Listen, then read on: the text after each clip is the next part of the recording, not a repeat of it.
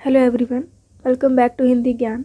आज की हमारी इस वीडियो में हम हिंदी लोक भारती टेक्स्ट बुक के पहली इकाई का छठा अध्याय गिरिधर नागर चैप्टर का स्वाध्याय करेंगे। चलिए स्टार्ट करते हैं। पहला प्रश्न है, संजाल पूर्ण कीजिए। होली के समय आनंद निर्मित करने वाले घटक। इसमें फर्स्ट है अणहद नाद की झनकार, राग छति सु, सील संतोख की केसर, प्रेम पीत पिचकारी। दूसरा प्रश्न है, प्रवाह तालिका पूर्ण कीजिए, कन्हैया की विशेषताएं। तो इस दोहे के अनुसार वे गिरधर गोपाल हैं, यानी कि गिरि पर्वत को धारण करने वाले। उनके सिर पर मोर का मुकुट है, मीरा के स्वामी हैं, मीरा के प्रतिपाल हैं। अगला प्रश्न है, इस अर्थ में आए शब्द लिखिए। पहला है दासी, दासी का मतलब होता है चेली। दूसरा है साजन, इसका मतलब है पति। बार बार यानी कि बेर बेर, आकाश यानी कि अंबर। चौथा है कन्हैया के नाम, गिरधर और गोपाल। अगला प्रश्न है, दूसरे पद का सरल अर्थ लिखिए। दूसरा पद ये वाला है, इसमें इसका हमें सरल अर्थ बताना है। प्रस्तुत पंक्तियों में मीरा कहती हैं कि हे प्रभु, तुम्हारे बिना मेरा उद्धार नहीं हो सकता। तुम ही मेरे पालनहार और मेरे रक्षक हो। मैं तुम्हारी दासी हूँ। मेरा जन्म मरण तुम्हारे नाम के चारों ओर आरती की तरह घूमता रहता है। मैं तुम्हें बार बार पुकार कर उद्धार के लिए विनय करती हूँ। विकारों से भरे इस भव सागर में मेरी नाव के पाल फट गए हैं और इस नाव को डूबने में अब समय नहीं लगेगा। हे प्रभु, मेरी नाव के पाल बांध दो।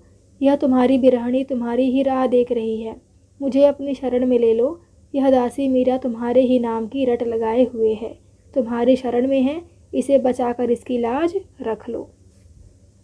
अगला प्रश्न है, निम्नलिखित शब्दों के आधार पर कहानी लेखन कीजिए तथा उचित शीर्षक दीजिए। हमें कुछ शब्द दिए गए हैं, अलमारी, गिलहरी, चावल के पापड़, छोटा बच्चा। इनको लेकर हमें एक कहानी तैयार करनी है शीर्षक के साथ। चलिए कहानी को स्टार्ट करते हैं।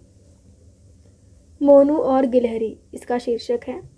मोनू नाम का एक छोटा बच्चा था। वह अपने आंगन में चावल के पापड़ खाते हुए खिलौने से खेल रहा था। चावल के कुछ टुकड़े आंगन में गिर गए। तभी एक गिलहरी आकर पापड़ के उन टुकड़ों को खाने लगी। मोनू बड़ा खुश हुआ। आंगन में उसके खिलौने रखने की अलमारी रखी थी। गिलहरी उस पर पापड़ लेकर चढ़ गई। अब गिलहरी भोजन की तलाश में वहाँ रोज आने लगी। एक दिन एक बिल्ली ने उसे अपने पंजे से पकड़ लिया। मोनू यह देख रहा था। उसने पीछे से आकर बिल्ली को खिलौना फेंक कर मारा। बिल्ली डर गई। उसके पंजे की पकड़ ढीली हो गई और गिलहरी छूट गई। वह घायल हो गई। मोनू ने गिलहरी के घाव को साफ करके उस पर मरहम लगाया। गिलहरी भी अचेत सी पड़ी थी। मोनू ने अपने हाथों से एक एक पानी की बूंद उसके मुंह में टपकाया। धीरे धीरे गिलहरी ने थोड़ा पानी पिया और थोड़ी देर के लिए आंखें खोली तो वह बहुत खुश हुआ। मोनू ने आंगन में पड़ी टोकरी में कुछ कपड़े बिछा दिए। उसे गद्दे जैसा बनाकर उसमें गिलहरी को बिठा दिया। मोनू ने उसका नाम गुल्लू रख दिया।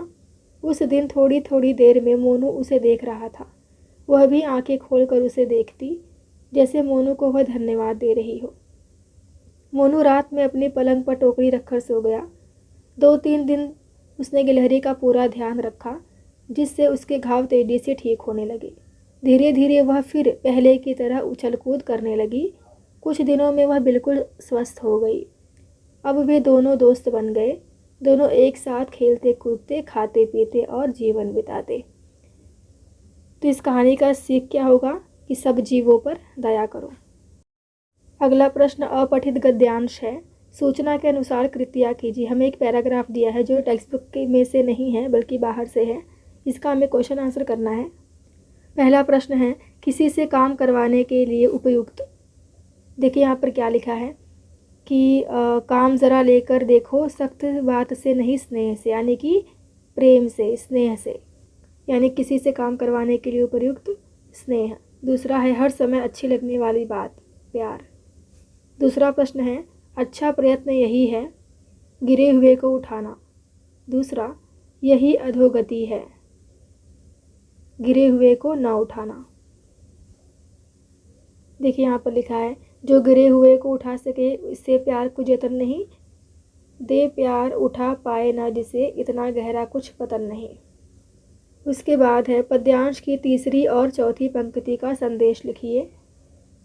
तीसरी और चौथी, यानी कि ये और ये। यहाँ पर कवि कहते हैं, कवि प्रेम का महत्व समझाते हुए कहते हैं कि भले ही कोई हमसे कितना भी सख्त, दूर या नाराज़ क्यों ना हो, किंतु हम अपने अंतर का स्नेह प्रकट करके, उन्हें सहानुभूति देकर उनके भीतर भी प्रेम की भावना निर्मित कर सकते हैं। कवि कहता है कि ज़माना चाहे जितना भी भ्रष्ट हो जाए, किंतु निस्वार्थ, पवित्र व सच्चे प्रेम का अस्तित्व व उसकी लोकप्रियता सदैव बनी रहती है। वह हर समय अच्छा लग सकता है। इन पंक्तियों के माध्यम से कवि ने यह संदेश देना चाहा है कि हमें हर किसी से प्रेम पूर्ण व्यवहार करना चाहिए।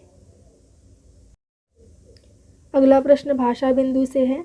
कोष्टक में दिए गए प्रत्येक कारक चिन्ह से अलग अलग वाक्य बनाइए और उनके कारक लिखिए। कारक जो है उसे हम अपने व्याकरण पाठ में कवर करेंगे। फिलहाल इसे सॉल्व करते हैं। हमें कुछ वर्ड्स दिए गए हैं, ये कारक के वर्ड हैं।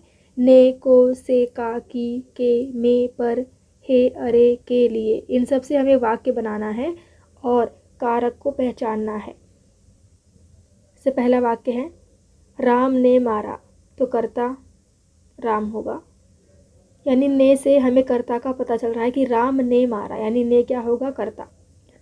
दूसरा है राम ने रावण को मारा। इस वाक्य में जो को है वो कर्ता के कर्म को बता रहा है। तीसरा, राम ने रावण को बाण से मारा। अब देखिए इसमें जो से वर्ड है इससे मालूम पड़ रहा है कि बाण से मारा, यानी क्या, कर्ण। नेक्स्ट है का से क्या बनेगा, राम का राज्याभिषेक 14 वर्ष बाद हुआ। अब देखिए यहाँ पर जो का है वो संबंध बताता है कि राम का राज्याभिषेक हुआ, तो का क्या होगा, संबंध कारक। पांचवा, की, राम की पत्नी सीता थी, तो की यानी संबंध बता रहा है। का, की, के सब संबंध बताता है। छठा है राम के प्रिय भाई भरत थे, के क्या होगा, संबंध। सातवां, में, अलमारी में कपड़े व गहने रखे जाते हैं। में यानी अधिकरण, अधिकरण यानी कि अधिकार, पोजीशन। अलमारी में कपड़े रखे जाते हैं। हे ईश्वर रक्षा करो, संबोधन, यानी कि हम किसी को संबोधित कर रहे हैं कि हे भगवान रक्षा करो। 10वां, अरे तुम अब आ रहे हो, अरे यानी संबोधन। 11वां, लिए, तो माँ ने रूपक के लिए नए कपड़े लिए, के लिए यानी संप्रदान, किसी और के लिए। इस तरह से यह कारक वाला प्रश्न पूर्ण हुआ और सारे प्रश्न भी पूरे हुए। Thank you for watching.